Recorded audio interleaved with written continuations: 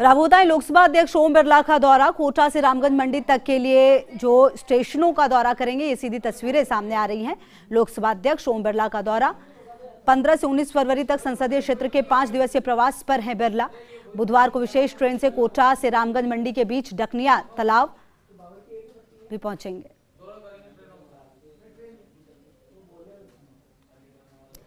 तो लोकसभा अध्यक्ष ओम बिरला का ये दौरा और सीधी तस्वीरें हम आपको दिखा रहे हैं। कोटा से रामगंज मंडी तक के स्टेशनों का दौरा करेंगे। 15 से 19 फरवरी तक संसदीय क्षेत्र के 5 दिवसीय प्रवास पर हैं बिरला। बुधवार को विशेष ट्रेन से कोटा से रामगंज मंडी के बीच डकनिया तालाब, डाड़ देवी, अनलिया, रामठा रोड, दर्रा, कमलपुरा, मुडक और रामगंज मंडी स्टेशनों का दौरा करेंगे। स्टेशनों पर यात्री सुविधाओं का भी जायजा लेंगे। तो बेहद महत्वपूर्ण हो जाता है ओम बिरला का यहाँ पर ये दौरा। और आपको बताएं, कोटा से रामगंज मंडी तक के स्टेशनों का दौरा करने वाले हैं लोकसभा अध्यक्ष ओम बिरला का ये दौरा अपने आप में बेहद महत्वपूर्ण। 15 से 19 फरवरी तक संसदीय क्षेत्र के 5 दिवसीय प्रवास पर हैं बिरला। लोकसभा अध्यक्ष ओम बिरला का दौरा महत्वपूर्ण है। 15 से 19 फरवरी तक संसदीय क्षेत्र के 5 दिवसीय प्रवास पर हैं बिरला। कल भी कई सारे कार्यक्रमों में उन्होंने शिरकत की थी। कल भी कई महत्वपूर्ण कार्यक्रमों में भाग लिया था। कई महत्वपूर्ण बातें कही गई थी ओम बिरला की तरफ से। और कल की ही बात अगर आप ओम बिरला ने जो कही वो बेहद महत्वपूर्ण की, मैं चाहता हूं। और चलिए इसी खबर पर ज्यादा जानकारी के साथ भंवर चारण हमारे सहयोगी जुड़े हुए हैं। भंवर, 15 से 19 फरवरी तक संसदीय क्षेत्र के 5 दिवसीय प्रवास पर हैं। क्या कुछ पूरा कार्यक्रम होने वाला है इन दिनों में ओम बिरला का?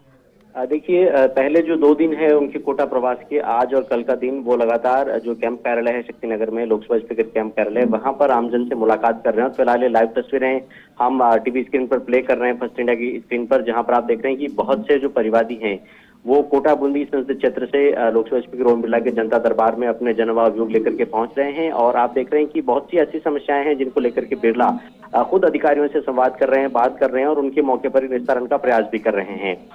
दौरे की शुरुआत से पहले उन्होंने कल तूफानी दौरा किया था राजस्थान के 3 जिलों का, भीलवाड़ा, टोंक और जयपुर, और वहां उन्होंने जैन मुनियों से, जैन संतों से, जैन साधियों से उन्होंने आशीर्वाद दिया था। फिलहाल 2 दिन तक उनका जो कैंप है वो कैंप कार्यालय लोकसभा स्पीकर कोटा में रहने वाला है। और इसके बाद वो निकलेंगे कोटा बूंदी संसदीय क्षेत्र के दौरे पर, और उनका जो सामाजिक और धार्मिक कार्यक्रमों में शिरकत करने के अलावा जो बहुत से विकास प्रोजेक्ट हैं उनका रिव्यू करने का, अधिकारियों के साथ बैठक करने का कार्यक्रम। और इस बीच में जो यात्री सुविधाएं हैं खासकर रेलवे स्टेशनों पर, उनका जायजा लोकसभा स्पीकर ओम बिरला लेने वाले हैं। बुधवार को उनका वो कार्यक्रम रहने वाला है। कोटा से एक विशेष ट्रेन चलेगी और कोटा से रामगंज मंडी के बीच में अलनिया, डाड़ देवी समेत जितने भी दर्रा समेत स्टेशन आते हैं वहां का लोकसभा स्पीकर ओम बिरला जायजा लेंगे। और वहां कितनी यात्री सुविधाएं हैं, कितनी यात्री सुविधाओं की वहां पर मौजूदगी है, क्या सुविधाओं में और इजाफा हो सकता है, इन सभी संभावनाओं की वो तलाश करेंगे। इस दौरान जो रेलवे के बड़े अधिकारी हैं वो भी लोकसभा स्पीकर ओम बिरला के साथ रहेंगे। और एक और बड़ी खबर हमें ये मिल रही है कि लोकसभा स्पीकर ओम बिरला के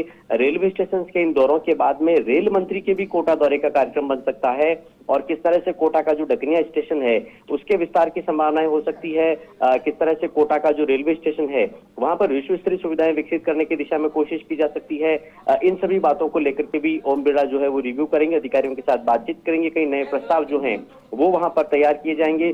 और इसके बाद जो रेल मंत्री है उनके भी कोटा दौरे का कार्यक्रम बन सकता है। तो कुल मिलाकर आप ये समझ सकते हैं कि ओम बिरला का जो ये कोटा दौरा है वो एक बड़े दौरे की पहले की जो तैयारियां हैं उनको परखने का भी दौरा है। और साथ में जैसा हर बार होता है उनके दौरे के दौरान वो जो परिवादी है उन परिवादियों से वो मुलाकात करते हैं, समस्याओं के निस्तारण की वो कोशिश करते हैं, कई घंटों तक खुद बैठ करके अपने संसदीय क्षेत्र की जनता से वो मुलाकात करते हैं। और फिलहाल कोटा में जो तस्वीरें आपको दिखाई दे रही है कुछ ऐसा ही इस वक्त होते आप देख रहे हैं जब कैंप कार्यालय में लगातार लोगों का जमावड़ा लगा हुआ है और ओम बिरला उनसे संवाद कर रहे हैं। बिल्कुल, और भंवर बहुत महत्वपूर्ण हो जाता है। ओम बिरला जब जब अपने दौरे पर आते हैं कोटा, हमने देखा है उनको आम आदमी से लगातार जानने की कोशिश करते हैं, उनकी समस्याओं को ऑन द स्पॉट सुलझाने की कोशिश करते हैं। और इस बार संसदीय क्षेत्र की विकास योजनाओं का भी रिव्यू करेंगे।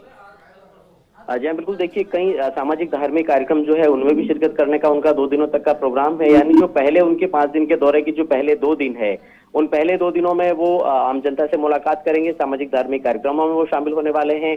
और जो दौरे का तीसरा दिन है यानी बुधवार से वो जो हैं वो संसदीय क्षेत्र के रिमोट के जो एरियाज हैं और खासकर जैसा मैंने बताया आपको कि जो रेलवे स्टेशन हैं कोटा के और खासकर कोटा और रामगंज मंडी के बीच के, उन सभी स्थानों पर वो जाने वाले हैं और वहां किस तरह की यात्री सुविधाएं हैं उनका भी वो जायजा लेने वाले हैं। और इस दौरान वो खासकर ये भी देखने वाले हैं कि क्या और नए विकास के ऐसे प्रोजेक्ट्स हैं जो कि यहाँ पर लाए जा सकते हैं, विकास की क्या और नई संभावनाएं हैं, जन आकांक्षाएं किस तरह की है, जनता की मांगे किस तरह की है, जनता की समस्याएं किस तरह की है और उनके समाधान की दिशा में किस तरह की योजनाएं बना करके और काम किया जा सकता है।